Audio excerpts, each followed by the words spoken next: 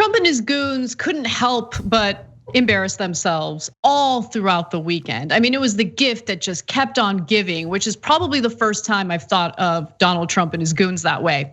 Now, Trump's personal attorney, Rudy Giuliani, held a press conference about alleged voter fraud at the Four Seasons Total Landscaping in Philly.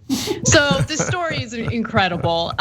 There was apparently a huge miscommunication. Rudy Giuliani is incompetent and awful. And so on Saturday morning, Donald Trump announced via Twitter that there would be a big press conference at the Four Seasons in Philadelphia. He then changed the statement, clarifying that the event would be at Four Seasons Total Landscaping on the gritty outer edges of the city, not the plush downtown hotel many had assumed. And so Four Seasons Total Landscaping, a Philadelphia groundskeeping company situated between a crematorium and a sex shop, where on Saturday, Rudy Giuliani somehow held a press conference about baseless claims of voter fraud, has swiftly sought to cash in on its newfound fame, selling merchandise that has all sorts of Trump-inspired puns. And we'll get to that in just a minute. But I first need to show you a video of what the scene looked like as Rudy Giuliani held this ridiculous press conference. Because they don't decide the election. The call for Joe Biden is it? Who was it called by? Oh my goodness, all the networks. Wow. All the networks.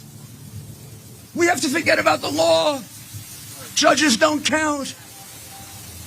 All the networks thought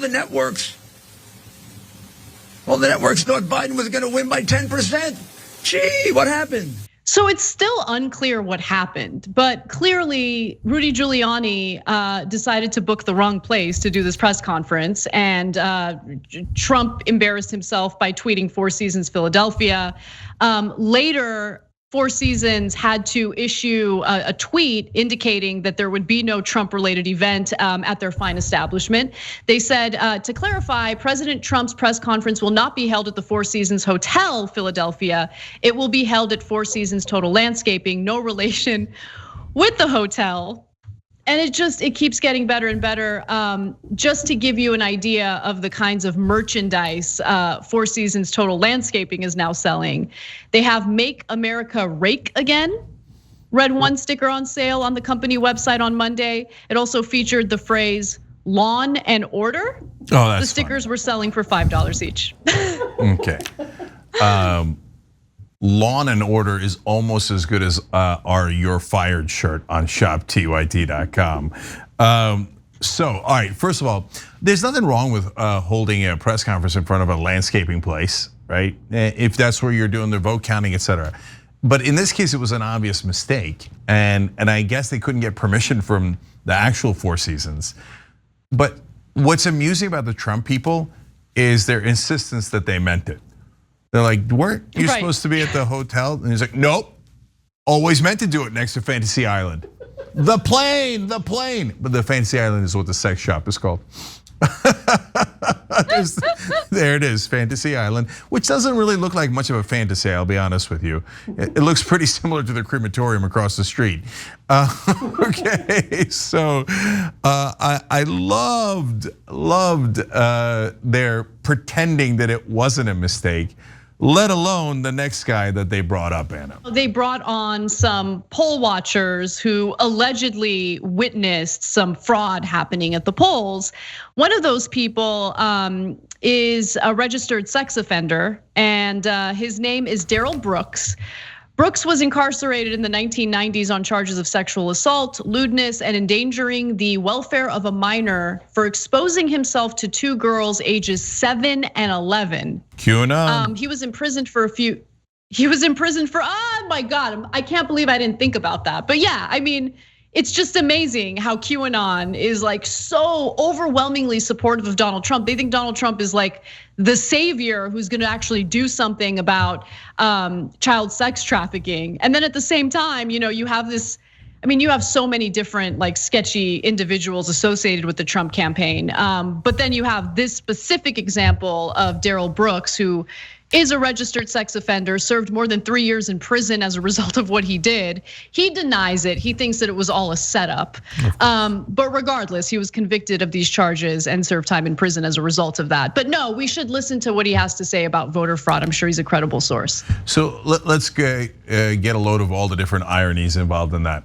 So he's the first guy they brought to the podium after Giuliani. They're like, well, our expert Brooks here. And then people in New Jersey were like, wait, is that the same? Oh my God, that's the same guy, because he always runs for office in New Jersey and he never wins. He's like a clown.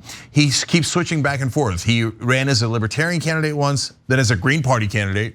Why? I don't know. He's trying different things. He's A/B testing elections. Then in 2020, he's theoretically working for Donald Trump. In 2016, he was working for Hillary Clinton.